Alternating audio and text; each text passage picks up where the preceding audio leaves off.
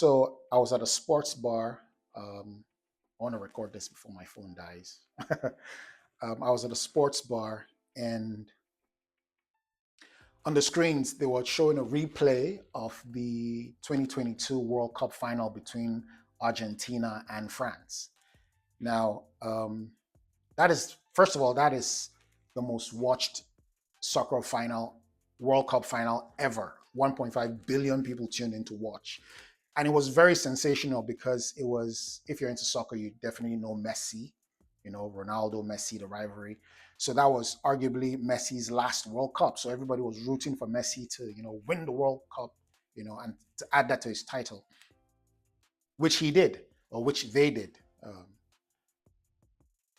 But there's this crazy thing that always happens when they're awarding the medals. If you've noticed, have you noticed that, especially in soccer, when they're awarding the gold, the silver, and the bronze, the gold medalists and the bronze medalists are always the happiest.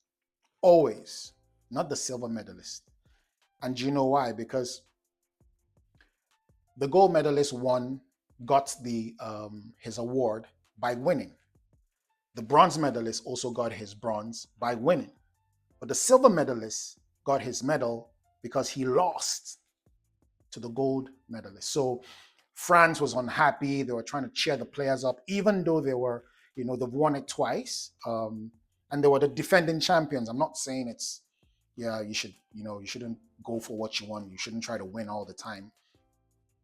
But, everybody was telling them, chin up, chin up, you did your best, but, they were all, sad and, So the silver medalist, even though he's on a higher estate than the bronze medalist, but because he lost to the gold medalist, he's so unhappy. He's so unhappy. So it's something called counterfactual thinking. It's called counterfactual thinking. And counterfactual thinking just means, you're imagining what if scenarios. Like, you have a car accident, God forbid, you have a car accident, and you keep thinking, what if I left the house 5 minutes before? Or you stub your foot and like, what if I had worn my boots to bed? Crazy stuff. So that's what counterfactual thinking is. And it got me thinking about how many times that we engage in counterfactual thinking for our lives. What if I had done this? What if I had started this? What if I had, not married this person? What if I had said yes? There is so much counterfactual thinking going on in our lives that it stops us. There's so much counterfactual thinking going on right now that it stops us from being our best. And it's such a heavy load. The biggest counterfactual thinking that we always have is, where will my life have been if I had not started? You understand? We always are thinking that, what if I had started? What if I had started? And that is such a heavy load to bear. Booker T. Washington said something. He said, you cannot hold a man down without remaining in the ditch with him. You cannot hold a person down without remaining down with the person in the ditch. So if you have all this heavy load holding you down, there is no way you can stand up. And you know what they say, the best time to plant a tree was 10 years ago. The second best time is now. So don't engage in counterfactual thinking. I know it's easier said than done. We all have regrets, but regrets it's too much to bear. It's too much to bear. It can literally stop you from doing anything. So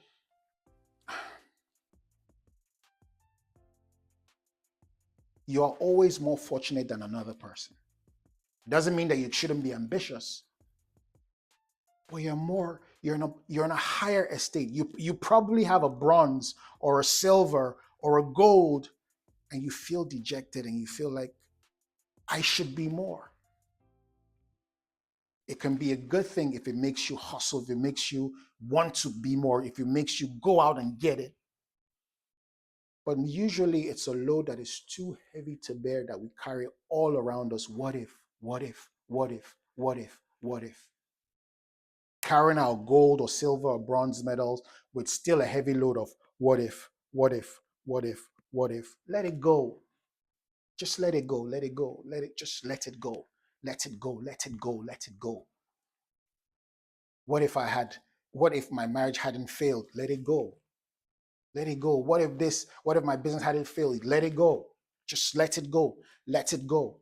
Oh, they used me. I thought they really liked me in this office. They used me and they let me go. Listen, this is just by the way. People don't like you for your gifts, right? People don't like you. What they like is your gifts. People don't necessarily like you. What they like is what you can do for them. So let go of that kind of load that, oh, I gave my all to this company, or I gave my all to this person, or I gave my all to this business and they just let me go. Let it go. Let it go. People don't like you for who you are. They like you for what you do and how you make them feel. So once you understand that when you're out there, you know, doing your performance, walking in your gift, walking in your assignment, when they scream, oh, we love you, just always know that what they love is your gift, not you. But that's just by the way. So let go of all that load. Let go of all that. Oh, I'm so down. This is what they've done to me. Oh, my God, don't do that. Start again, start again, start again, start again. You can do anything, you can be anything. Do you know that the smartphone that you're watching me with is more powerful than the computer that landed the Apollo space shuttle in 1969? That computer can process 85,000 instructions per second.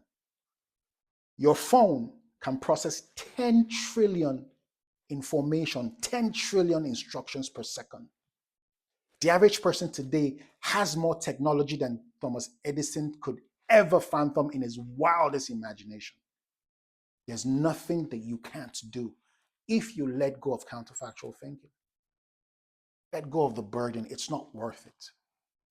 Counterfactual thinking will always, 9 out of 10 times, only lead you to regrets. Guaranteed.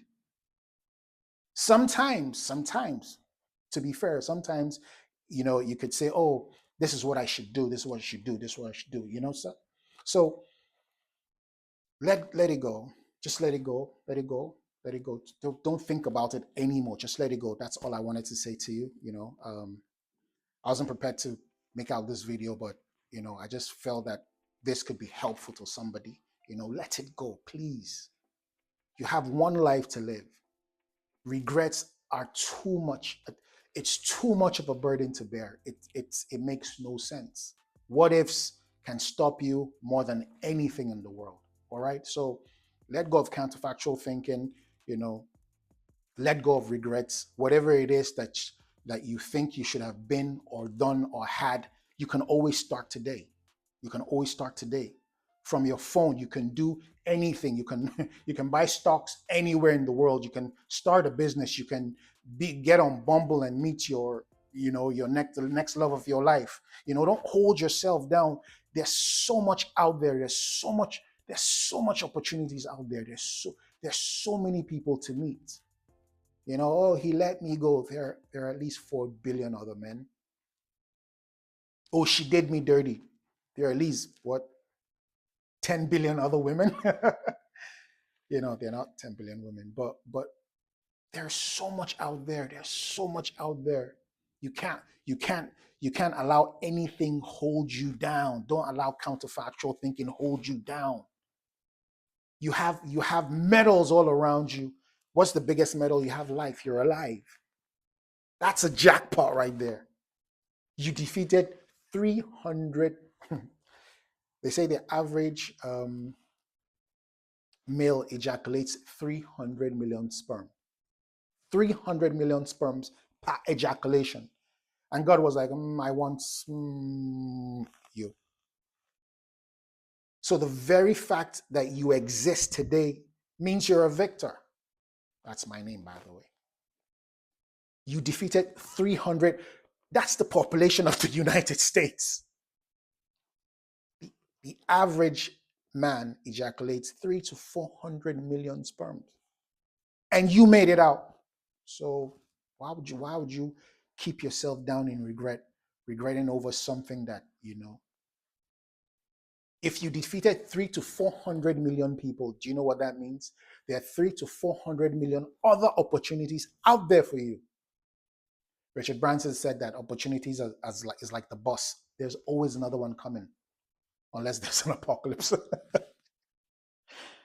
you know,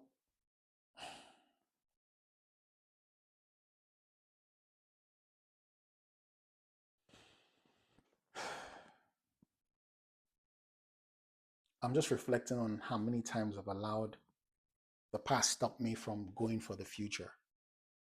You know,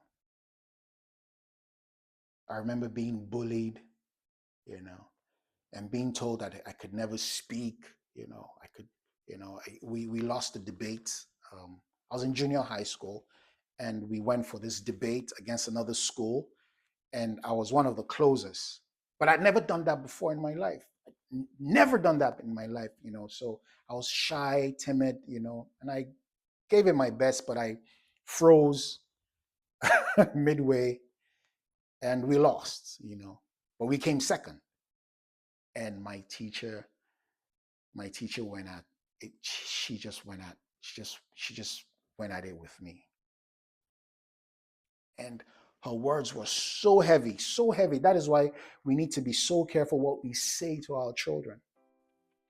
They say sometimes that the voice, the critic in your child's head is usually your voice. So you should be careful what you say to your children. She went at me. She said all manner of mean things and nasty. How could you say that to a boy who's barely 13? But it stayed with me for such a long time. So I still remember it. It's not part of me, but now that I have kids, I'm also very careful with the things I say to them, because I don't want them carrying around, that heavy burden of regret, or I'm not good enough, I'm not this, I'm not that, or what if, or what, you know. So that's all I came to say. I keep saying, maybe because I didn't plan to make this video, but you know, have fun, take care.